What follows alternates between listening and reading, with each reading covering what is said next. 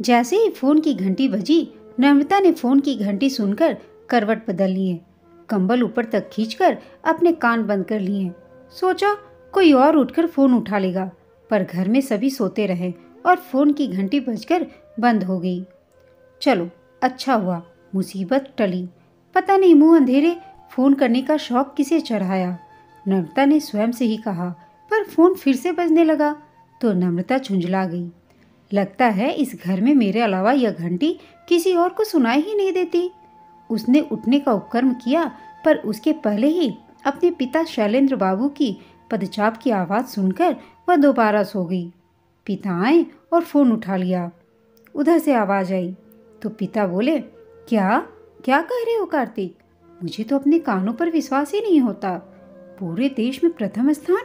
नहीं नहीं, तुमने कुछ गलत देखा होगा, कुछ गलत सुना होगा। क्या नेट पर भी समाचार है? अब तो आपको मिठाई खिलानी ही पड़ेगी। उधर से आवाज़ आई। शैलेंद्र बाबू बोले, मिठाई? हाँ हाँ, क्यों नहीं, घर आओ तो मिठाई क्या शानदार दावत मिलेगी तुम्हें। शैलेंद्र बाबू फोन रखते ही उछल पड़े। थोड़ी देर पहले की मीठी नींद से उठने की खुमारी और बौखलाहट एक क्षण में उड़न छू हो गई। सुचित्रा, नम्रता, अनिमेष, कहाँ हो तुम तीनों? देखो कितनी खुशी की बात है। वे पूरी शक्ति लगाकर चीखे। क्या है? क्या सारा घर सिर पर उठा रखा है आपने? सुचित्रा शैलेंद्र बाबू की आवाज़ और चीख पुकार सुनकर उठाई। बात ही ऐसी है सुचित्रा, सुनोगी तो तुम भी उछल पड़ोगी। अब कह भी डालो, भला कब तक पहेलियां बुझाते रहोगे आप? तो सुनो, हमारी बेटी नम्रता भारतीय प्रशासनिक सेवा में प्रथम आई है। क्या? मुझे तो विश्वास ही नहीं होता। किसी ने अवश्य तुम्हें मूर्ख बनाने का प्रयत्न किया है। किसका फोन था? अवश्य ही किसी ने मजाक किया होगा। शैलेंद्र बाबू बोले, कार्तिक का फोन था और मैं उसकी बात पर आंख मूंद कर विश्वास कर सकता हूँ। माता पिता की बात सुनकर नम्रता और अनिमेष भी उठकर आ गए। माँ ठीक कहती है। पापा, क्या पता किसी ने शरारत की हो। परीक्षा में सफल होना तो संभव है, पर सर्वप्रथम आना, मैं जब तक अपनी आंखों से न देख लूं विश्वास नहीं कर सकती। नम्रता ने अपना मत प्रकट किया, पर जब तक नम्रता कुछ और कहती, अनिमेष कंप्यूटर पर ताज़ा समाचार देखने लगा, जहां नम्रता के भारतीय प्रशासनिक सेवा में प्रथम आने का समाचार प्रमुखता से दिखाया जा रहा था। कुछ ही देर में समाचार पत्र भी आ गया और फोन पर बधाई देने वालों का तांता सा लग गया। शैलेंद्र बाबू तो फोन पर बधाई स्वीकार करने और सबको विस्तार से नम्रता के आईएएस में प्रथम आने के बारे में बताते हुए इतने व्यस्त हो गए कि उन्हें नाश्ता तक करने का समय नहीं मिला। दिन भर घर आने जाने वालों से भरा रहा। नम्रता जहां स्थानीय समाचार पत्रों के प्रतिनिधियों व टीवी चैनलों को साक्षात्कार देने में व्यस्त थी, वहीं अनिमेष और सुचित्रा मेहमानों की खातिरदारी में। शैलेंद्र बाबू के तो पांव खुशी के कारण जमीन पर ही नहीं पड़ रहे थे। नम्रता ने एक ही झटके में पूरे परिवार को साधारण से असाधारण बना दिया था। रात गहराने लगी तो अनेक परिचित विदा लेने लगे, पर दूर से आए संबंधियों के ठहरने खाने पीने का प्रबंध तो करना ही था। सुचित्रा के तो हाथ पैर फूल गए। तुम लोगों का तो एक दिन थोड़ा सा काम करना पड़ जाए तो रोना पीटना शुरू कर देते हो, पर जो सबसे महत्वपूर्ण बात है उनकी ओर तुम्हारा ध्यान ही नहीं जाता। शैलेंद्र बाबू गंभीर स्वर में रात में बोले, ऐसी कौन सी महत्वपूर्ण बात है जिसकी ओर हमारा ध्यान नहीं गया? सुचित्रा ने मुंह बिचकाया। कार्तिक, आज सुबह से सबसे पहले कार्तिक ही मुझे नम्रता की इस अभूतपूर्व सफलता की सूचना दी थी, पर मैं पूरे दिन प्रतीक्षा करता रहा और वह नहीं आया। प्रतीक्षा केवल आप ही नहीं कर रहे हैं पापा, मैंने भी उसे फोन किया था। जितना प्रयत्न और परिश्रम मैंने किया उतना ही उसने भी किया। उसे तो जैसे धुन सवार थी, मुझे इस प्रतियोगिता में सफल करवाकर ही मानेगा। मेरी सफलता का सारा श्रेय काफ़ी हद तक कार्तिक को ही जाता है। सब कहने की बात है। ऐसा ही है तो स्वयं क्यों नहीं आईएएस की प्रवेश परीक्षा दिया? क्यों? वह चाहता ही नहीं माँ। उसे पढ़ने पढ़ाने में इतनी रुचि है कि वह व्याख्याता की नौकरी छोड़ना तो दूर, अर्थशास्त्र में पीएचडी करने की योजना बना रहा है। तो अब मेरी बात ध्यान से सुनो नम्रता, अब तक तो तुम दोनों की मित्रता ठीक थी, पर अब तुम दोनों का मिलना जुलना मुझे पसंद नहीं। बड़ी अफसर बन जाओगी तुम, अपनी बराबरी का वर ढूंढो तो मुझे खुशी होगी। भूल गई सुधीर और उसके परिवार ने हमारे साथ कैसा व्यवहार किया था? सुचित्रा बोली। नम्रता बोली, तो आप क्या चाहती हैं माँ? मैं भी कार्तिक के साथ वही करूं जो सुधीर ने मेरे साथ किया था? हाँ, तुम लोगों ने अपनी व्यस्तता में देखा नहीं, कार्तिक आया था। मैंने ही उसे समझा दिया कि अब नम्रता उससे कहीं आगे निकल गई है, तो किसी से बिना मिले मुंह छुपाकर चला गया। सुचित्रा बोली, क्या आपने मुझे बताया तक नहीं माँ? कार्तिक जैसे मित्र बड़ी मुश्किल से मिलते हैं। हम दोनों तो जीवन साथी बनने का निर्णय ले चुके हैं। यह बोलते हुए नम्रता रो पड़ी। मैं तुमसे पूरी तरह सहमत हूँ बेटी। कार्तिक हीरा है, हीरा। उसे हाथ से मत जाने देना। शैलेंद्र जी ने नम्रता को ढाढ़स बंधाया। एकांत मिलते ही नम्रता ने कार्तिक का नंबर मिलाया, पर अचानक से नम्रता को अपने अतीत की कुछ बातें याद आ गईं। बहुत पहले की एक फोन कॉल उसके मानस पटल पर हथौड़े की चोट करने लगी थी। उस दिन भी फोन उसके पिता ने ही उठाया था। नमस्ते शैलेंद्र बाबू, कहिए, विवाह की सब तैयारियां हो गईं? फोन पर धीर सा का स्वर सुनकर शैलेंद्र बाबू चौंक गए थे। सब आपकी कृपा है, हम सब तो कल की तैयारी में व्यस्त हैं, शैलेंद्र बाबू बोले। इधर उधर की औपचारिकता बातों के बाद धीर बाबू काम की बात पर आ गए। ऐसा है शैलेंद्र बाबू, मैंने तो लाख समझाया, पर रमा मेरी पत्नी तो कुछ सुनने को तैयार ही नहीं।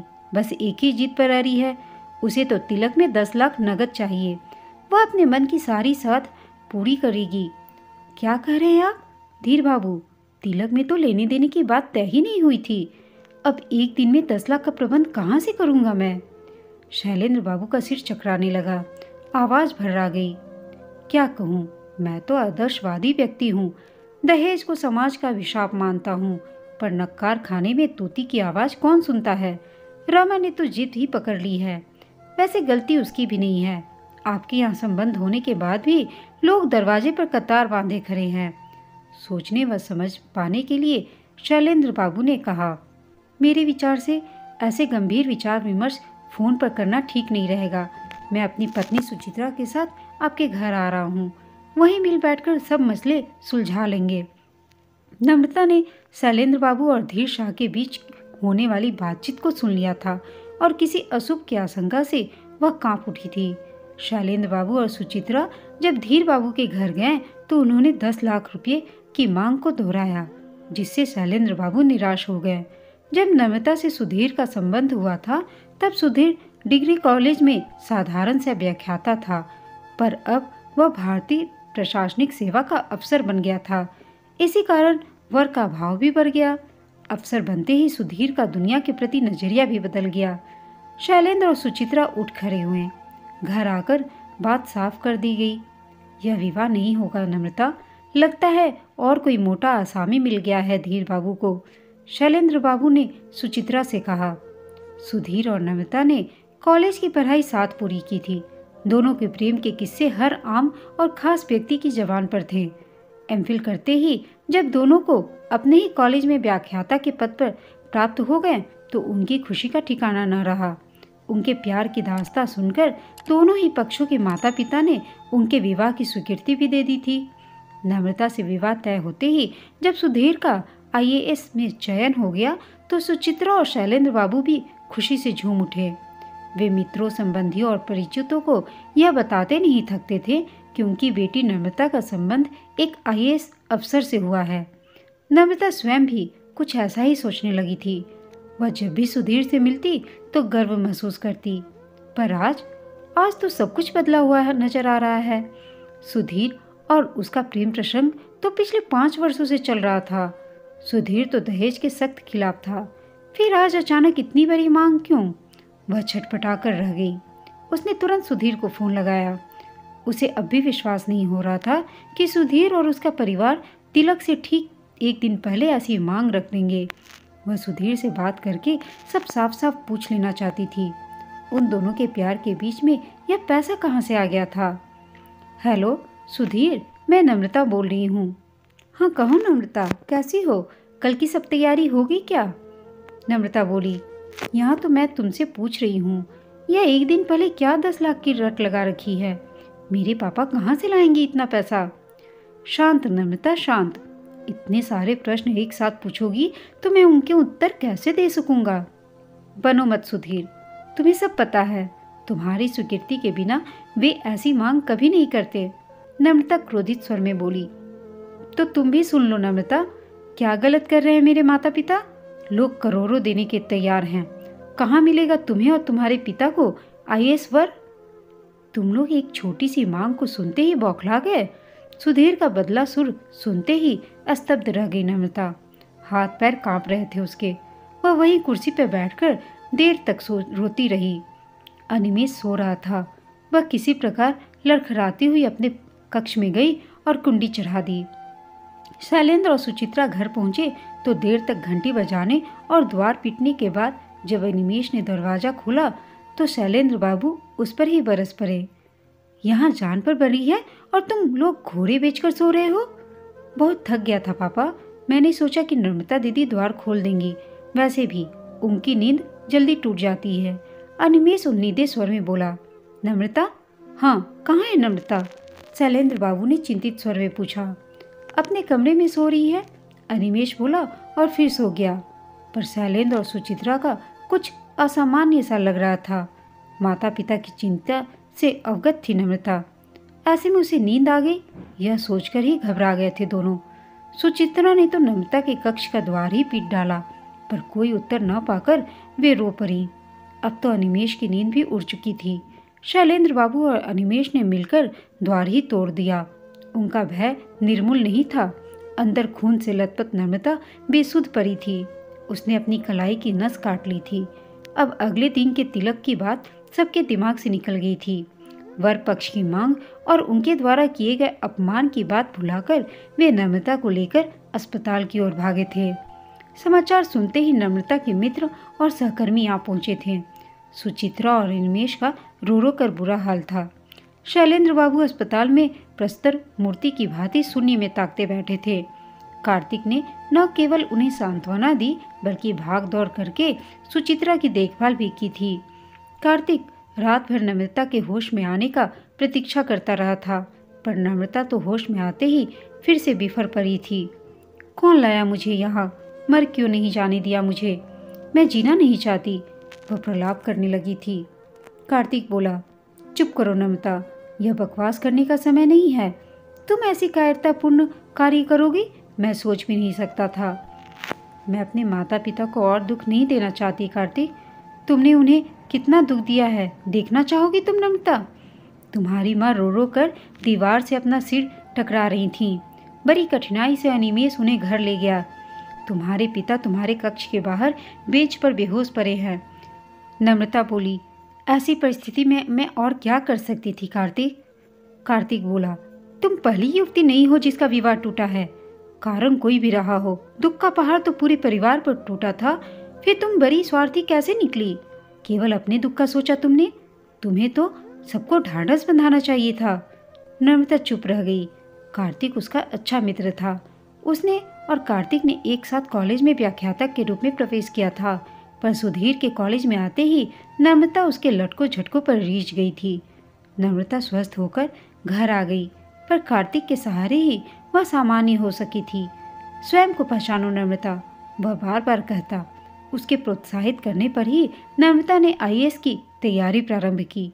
उसकी तैयारी में कार्तिक ने महत्वपूर्ण भूमिका निभाई, पर आज न जाने उस पर क्या बीती होगी। माँ ने उसे सीधा मना कर दिया। नम्रता ने फोन लगाया और कहा, हेलो कार्तिक। फोन मिलते ही नम्रता ने कार्तिक का स्वर पहचान लिया था। कहो नम्रता, कैसी हो? मैं कैसी हूँ अब पूछ रहे हो तुम? सुबह से कहाँ थे? मैं तो तुमसे मिलने आया था, पर तुम बहुत व्यस्त थी और तुम बिना बिना मिले चले गए। यह भी भूल गए कि तुमने तो सुख दुख में साथ निभाने का वादा किया है मुझसे। आज के संसार में इन वादों का क्या मूल्य है नम्रता? मेरे लिए ये वादे अनमोल हैं कार्तिक। हम कल ही मिल रहे हैं, बहुत सी बातें करनी है, बहुत से फैसले करने हैं, ठीक है ना? नम्रता ने व्यग्रता से पूछा। ठीक है नम्रता, तुम भी मेरे लिए अनमोल हो, यह कभी मत भूलना। कार्तिक ने अपने एक वाक्य में अपना हृदय ही उड़ेल दिया था। नम्रता की आंखों में आंसू झिलमिलाने लगे थे, तृप्ति व खुशी के आंसू, क्योंकि यह कार्तिक ही था जिसने नम्रता को फिर से जीना सिखाया था और वह सुधीर को भूलकर अपनी एक नई जिंदगी कार्तिक के सहारे फिर से शुरू की। दोस्तों, आपको यह कहानी कैसी लगी कमेंट करके बताइएगा। साथ ही कहानी अच्छी लगी हो तो इसे लाइक, शेयर और चैनल को सब्सक्राइब अवश्य कीजिएगा। कहानी सुनने के लिए आप सबका धन्यवाद।